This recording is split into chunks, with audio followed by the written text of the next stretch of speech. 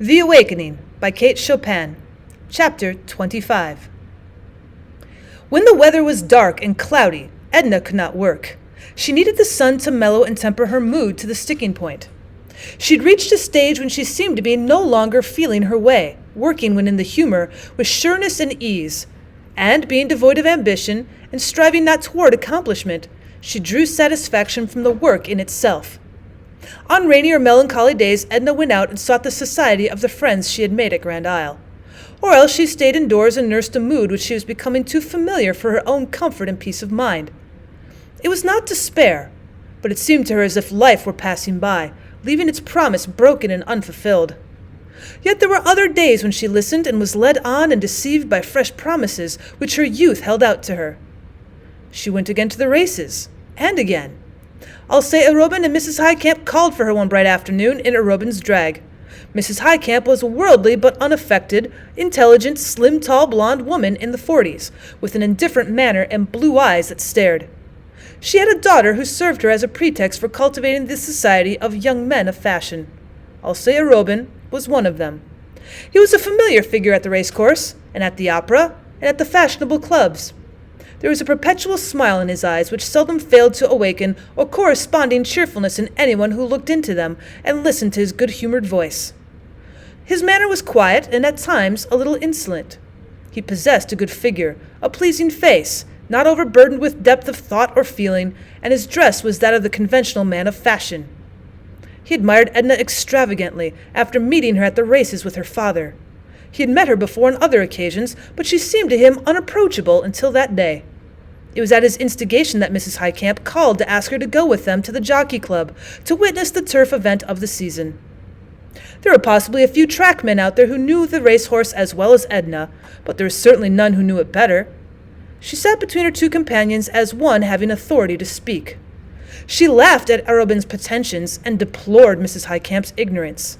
The racehorse was a friend and an intimate associate of her childhood. The atmosphere of the stables and the breath of the bluegrass paddock revived in her memory and lingered in her nostrils. She did not perceive that she was talking like her father as the sleek geldings ambled in review before them.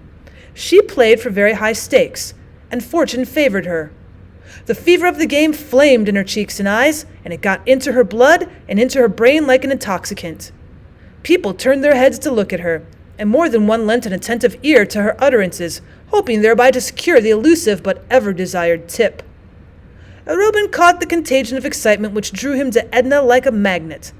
Mrs. Highcamp remained as usual unmoved, with her indifferent stare and uplifted eyebrows.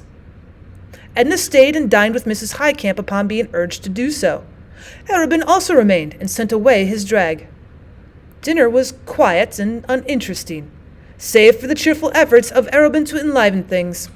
Mrs. Highcamp deplored the absence of her daughter from the races, and tried to convey to her what she had missed by going to the Dante reading instead of joining them. The girl had a geranium leaf up to her nose and said nothing, but looked knowing and non-committal. Mr. Highcamp was a plain bald-headed man who only talked under compulsion. He was unresponsive. Mrs. Highcamp was full of delicate courtesy and consideration toward her husband. She addressed most of her conversation to him at table. They sat in the library after dinner and read the evening papers together under the drop-light, while the younger people went into the drawing-room nearby and talked. Miss Highcamp played some selections from Grieg upon the piano. She seemed to have apprehended all the composer's coldness and none of his poetry. While Edna listened, she could not help wondering if she had lost her taste for music. When the time came for her to go home, Mr. Highcamp grunted a lame offer to escort her, looking down at his slippered feet with tactless concern. It was Arobin who took her home. The car ride was long, and it was late when they reached Esplanade Street. Arobin asked permission to enter for a second to light his cigarette. His match-safe was empty. He filled his match-safe, but did not light his cigarette until he left her, after he had expressed her willingness to go to the races with him again. Edna was neither tired nor sleepy. She was hungry again for the Highcamp dinner. Though of excellent quality, it had lacked abundance. She rummaged in the larder and brought forth a slice of Gruyere and some crackers. She opened a bottle of beer which she found in the icebox. Edna felt extremely restless and excited. She vacantly hummed a fantastic tune as she poked at the wood embers on the hearth and munched a cracker. She wanted something to happen. Something, anything. She did not know what. She regretted that she had not made Arobin stay a half hour to talk over horses with her. She counted the money she had won. But there was nothing else to do, so she went to bed and tossed there for hours in a sort of monotonous agitation. In the middle of the night, she remembered that she had forgotten to write her regular letter to her husband, and she decided to do so next day and tell him about her afternoon at the jockey club. She lay wide awake, composing a letter which was nothing like the one she wrote the next day. When the maid awoke her in the morning, Edna was dreaming of Mr. Highcamp playing the piano at the entrance of a music store on Canal Street, while his wife was saying to Elsa Arobin as they boarded an Esplanade Street car, "What a pity that so much talent has been neglected. But I must go." When a few days later Elsa Arobin called again for Edna in his drag, Mrs. Highcamp was not with him. He said they would pick her up. But as that lady had not been apprised of his intention of picking her up, she was not at home. The daughter was just leaving the house to attend to a meeting of a branch folklore society and regretted that she could not accompany them. Arobin appeared nonplussed and asked Edna if there were anyone else she cared to ask. Well, she did not deem it worthwhile to go in search of any of the fashionable acquaintances from whom she had withdrawn herself. She thought of Madame Ratignolle, but knew her fair friend did not leave the house, except to take a languid walk around the block with her husband after nightfall. Mademoiselle Reisz would have laughed at such a request from Edna. Madame Lebrun might have enjoyed the outing, but for some reason Edna did not want her. So they went alone, she and Arobin.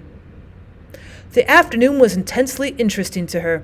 The excitement came back upon her like a remittent fever. Her talk grew familiar and confidential. It was no labor to become intimate with Arobin. His manner invited easy confidence. The preliminary stage of becoming acquainted was one which he always endeavored to ignore when a pretty and engaging woman was concerned. He stayed and dined with Edna. He stayed and sat beside the wood fire. They laughed and talked, and before it was time to go, he was telling her how different life might have been if he had known her years before. With ingenuous frankness he spoke of what a wicked, ill-disciplined boy he'd been, and impulsively drew up his cuff to exhibit upon his wrist the scar from a saber cut which he'd received in a duel outside of Paris when he was 19. She touched his hand as she scanned the red cicatrice on the inside of his white wrist. A quick impulse that was somewhat spasmodic impelled her fingers to close in a sort of clutch upon his hand. He felt the pressure of her pointed nails in the flesh of his palm. She rose hastily and walked toward the mantel. "The sight of a wound or scar always agitates and sickens me," she said. "I shouldn't have looked at it." "Oh, I beg your pardon," he entreated, following her. "It never occurred to me that it might be repulsive." He stood close to her, and the effrontery in his eyes repelled the old vanishing self in her, yet drew all her awakening sensuousness. He saw enough in her face to impel him to take her hand and hold it while he said his lingering good night. "Will you go to the races again?" he said. "No," she said. "I've had enough of races. I don't want to lose all the money I've won. I've got to work when the weather is bright instead of—" "Yes, work, to be sure. You promised to show me your work. What morning may I come up to your atelier? Tomorrow?" "No." "The day after?" "No, no." "Oh, please don't refuse me.